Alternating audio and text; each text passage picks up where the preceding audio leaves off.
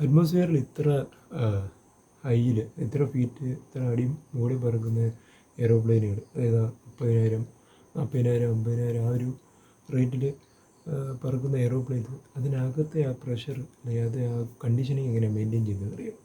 ഒരു എയ്റോപ്ലെയിൻ്റെ inside cabin സേഫായിട്ടുള്ള പ്രഷറിലും ടെമ്പറേച്ചറിലും keep ചെയ്യുന്നത് എൻജിൻസിനകത്തുള്ള bleed air ഉപയോഗിച്ചിട്ടാണ്. ഈ ബ്ലീഡ് എയർ എന്ന് പറഞ്ഞത് എക്സ്ട്രീംലി ഹോട്ടാണ്. അപ്പോൾ ഇതിനെ തണുപ്പിക്കാനായിട്ട് ആദ്യം ഇതൊരു ഹീറ്റ് എക്സ്ചേഞ്ചറിലേക്ക് പാസ് ചെയ്യും. ഹീറ്റ് എക്സ്ചേഞ്ചറിൽ വെച്ച് കോൾഡായിട്ടുള്ള ഇൻലെറ്റ് എയർ വെച്ചിട്ട് ഈ ഹോട്ടായിട്ടുള്ള എയറിനെ തണുപ്പിക്കും. പക്ഷേ ആ തണുപ്പ് പോരാ പാസഞ്ചേഴ്സിന് അത് സ്റ്റിൽ ഹോട്ടാണ്. അതുകൊണ്ട് അത് പിന്നെ ഒരു എയർ സൈക്കിൾ മെഷീനിലേക്ക് കടത്തിവിടും. ഈ എയർ സൈക്കിൾ മെഷീൻ്റെ പ്രത്യേകത എന്താണെന്ന് വെച്ച് കഴിഞ്ഞാൽ അതിലൊരു കംപ്രസർ ഒരു ടർബൈനും ഒരേ ഷാഫ്റ്റിൽ തന്നെ ഉണ്ട്. അപ്പോൾ ഈ കംപ്രസർ എന്ത് ചെയ്യും, ഈ എയറിനെ വീണ്ടും അതിന് ടെമ്പറേച്ചറും പ്രഷറും കൂട്ടും. എന്തിന്? ആ ടർബൈനിന് അതിനെ കൂൾ ഡൗൺ ചെയ്യാൻ കഴിയും. അപ്പോൾ ഇപ്പോൾ ഈ ടർബൈൻ കൂൾ ആകുന്നത് നിലവിലുള്ള ടെമ്പറേച്ചറിനേക്കാളും കുറയ്ക്കുകയാണ് ചെയ്യുന്നത്. അത് കഴിഞ്ഞിട്ട് ഈ എയർ മെയിനായിട്ടുള്ള ഹീറ്റ് എക്സ്ചേഞ്ചറിലേക്ക് പാസ് ചെയ്യും.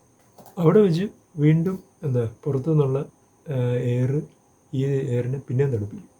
എന്നിട്ട് ആ ടർബൈൻ ആ എയറിനെ വീണ്ടും എക്സ്പാൻഡ് ചെയ്യുമ്പോഴത്തേന് ടെമ്പറേച്ചറും പ്രഷറും പെട്ടെന്ന് ഡ്രോപ്പ് ആവും.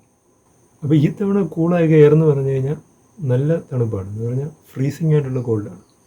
അപ്പോൾ ഇത്രയും തണുത്തിരിക്കുന്ന ഈ എയർ കൊടുത്താലും പാസഞ്ചേഴ്സിൻ്റെ പ്രശ്നമാണ്. അപ്പോൾ അതിനുവേണ്ടി ഈ എയറിനെ ചെറുതായിട്ടൊന്ന് ഹീറ്റ് ചെയ്യും.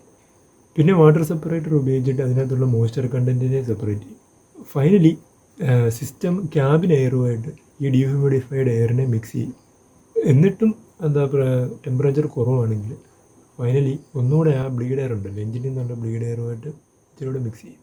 സോ കൂടുതൽ സയൻസ് റിലേറ്റഡ് ടോപ്പിക്സിനായിട്ട് അല്ലെങ്കിൽ എക്സ്പ്ലനേഷൻസിനായിട്ട് ഒന്ന് ഫോളോ ചെയ്തേക്കണേ.